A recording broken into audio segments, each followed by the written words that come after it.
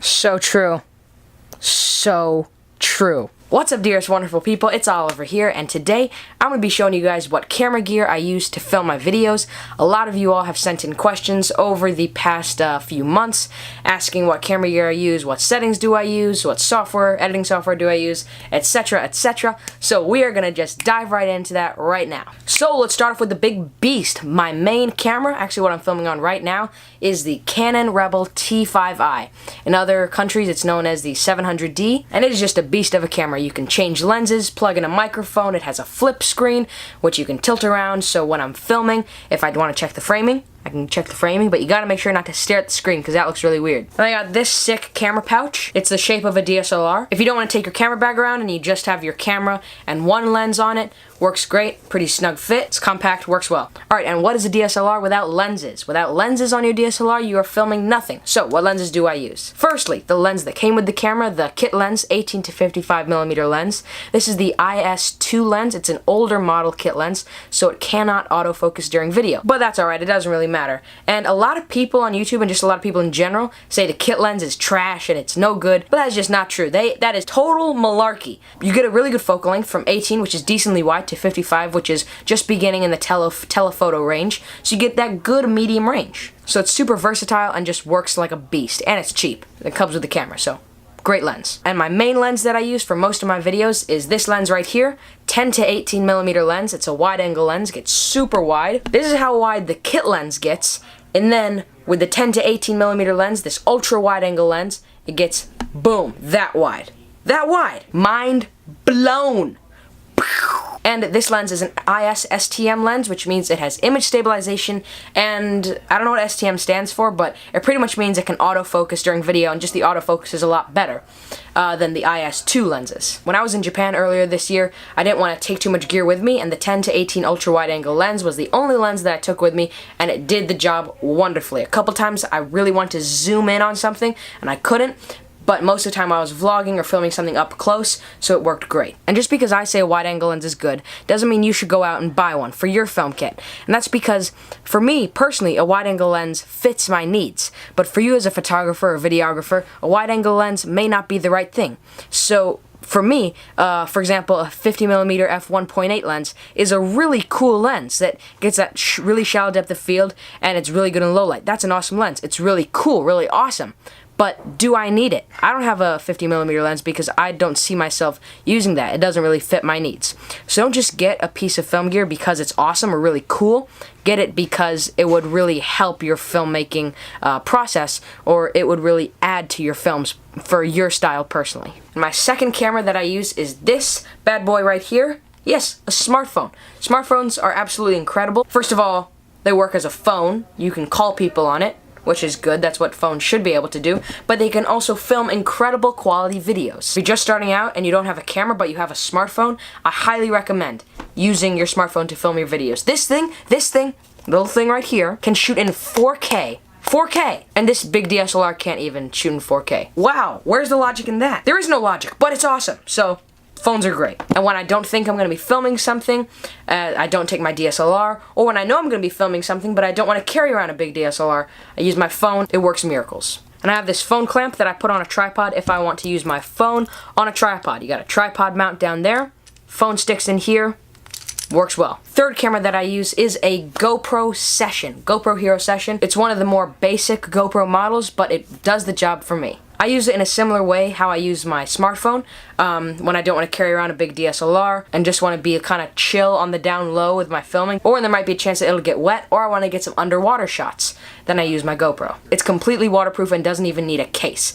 I actually, when I first got this GoPro, I did a review on it. If you want to check that out, I'll leave it in the description below. And the accessories that I use with my GoPro include the floating hand grip as well as the head strap. Two great accessories, very affordable. I highly recommend it. And if you want to see what the quality is like of these cameras that I'm talking about, I will leave links in the description to videos that I filmed completely with each camera. And one of my best filmmaking purchases of all time, my microphone. I use the Rode Video Micro. It's a compact microphone. It's relatively affordable compared to other microphones, and the quality is incredible. I know a couple other YouTubers like Luther, the young filmmaker, and Aiden from Digital Blast.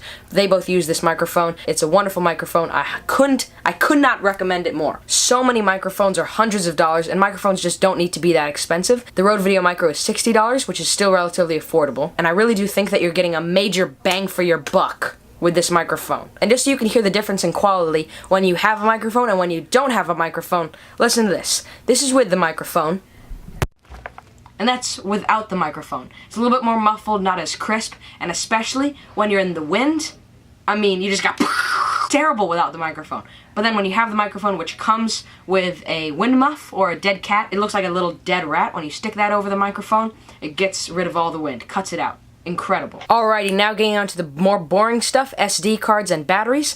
I have two SanDisk 32GB SD cards. They work great. And I have a Canon brand battery as well as a Watson brand battery. When you buy batteries from third-party brands, then it's a lot cheaper. And computer. Works like a beast. 500GB of internal storage on this guy.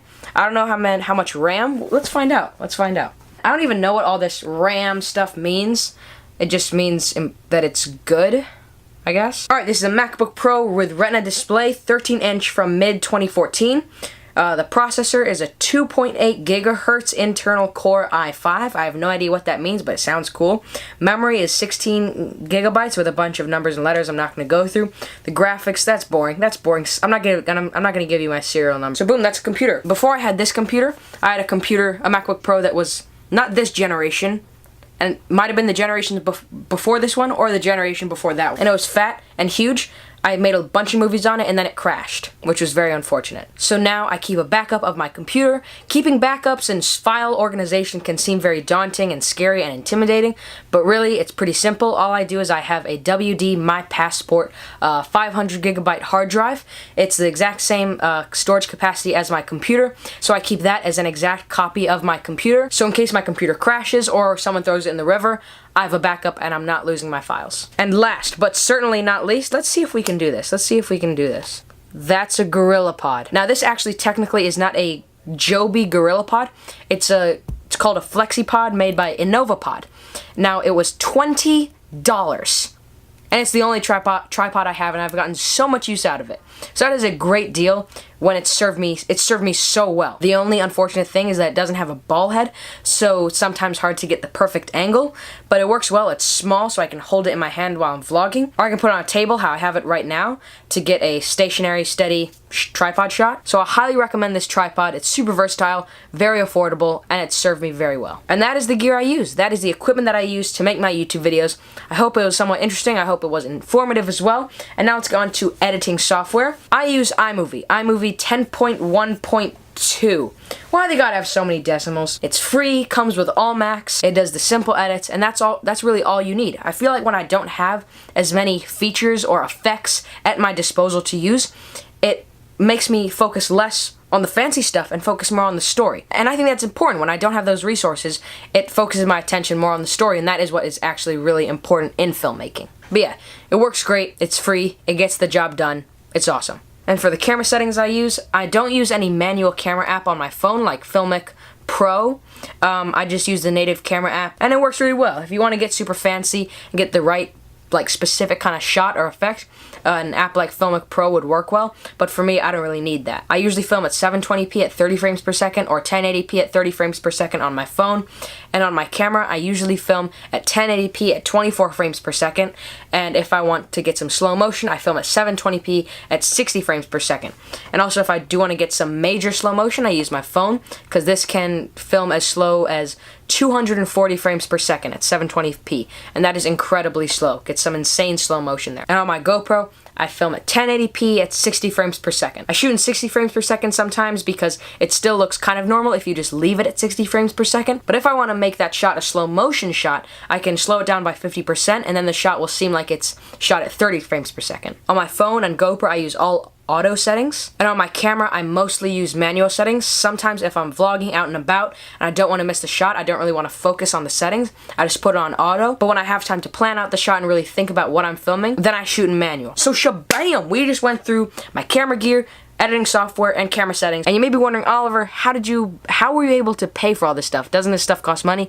And yes, it does. However, it just took a ton of time saving up, working hard, and having the restraint not to buy little things in the moment, but to think that I really want this film gear more than this little thing in the moment. That film gear in the future will give me a lot more joy than this tiny thing in the moment. So saving up money over time, then eventually I was able to afford all this stuff. And I didn't buy it all at once. Gradually bought all these different items, and now I have my setup. And now I don't really have any more pieces of film equipment that I want to buy. I'm pretty content with the gear I have. So yeah, that's how I paid for my gear, just saving up over a long period of time. Hopefully that was informative and you found some use out of it. Thanks to those of you who showed your interest in what camera gear I use. You inspired this video, so thank you very much. Okay, good thing the camera didn't fall. So I was just editing the video that you're watching right now, and I felt like it was missing something that's a very important message. And you've probably heard it like 20 times before, but it is that equipment doesn't matter. The gear that you're using, it really does not matter. It helps the quality, it may look better, but I'd honestly rather watch a video with kind of grainy quality, not super crisp, not the most professional audio or lighting. If the story is golden, I'd watch that over a film that has amazing quality, wonderful effects, transitions, crisp audio, immaculately clean, beautiful lighting, if that film has a bad story and no substance. We as filmmakers and camera geeks always fantasize about having the latest and greatest pieces of tech, and then we go waste our money and go buy it. We're in a constant state of thinking, oh, I need to upgrade, I need to get that, I need to get that. Oh, but then the day you buy that, there's something new that comes out. But why? What's the point of upgrading when the gear we already have works perfectly fine? It's one thing if your camera broke or got stolen. Don't go break it on purpose or say, hey, steal my camera just to upgrade your camera, but just hang on a second. Now just think about this. Way back in the day, filmmakers made movies on old cameras that had really terrible quality. It was grainy, it was in black and white, the audio wasn't that crisp, but they made great films that a lot of people really enjoyed, and that are classics to this day. Back then, that camera that we now look at as trash, absolute potato camera, back then it was top of the line, most wanted tech. So your new 6D Mark II, in a couple decades, is going to be looked at like a potato. And think about this, if you can create an amazing film with a camera that's not that good or with really cheap equipment, just imagine how amazing your film can be once you get that quality up there. Story is number one. The emotion you provoke inside of your viewer is the most important thing. Here's a quote for you that I just made up. This is brilliant. I mean, I don't mean to brag, but it's good. A good filmmaker should not be measured by how heavy their wallet is. It should be measured by how creative their mind is. So now I will leave you with that thought percolating in your brain. Hopefully that resonated with you and you understand what I'm saying. Alrighty, folks, I think that'll do it for today's video. Thank you so much for watching. Peace out, respect your elders, have a euphoric rest of your day, and I'll see you guys in the next video. Bye-bye.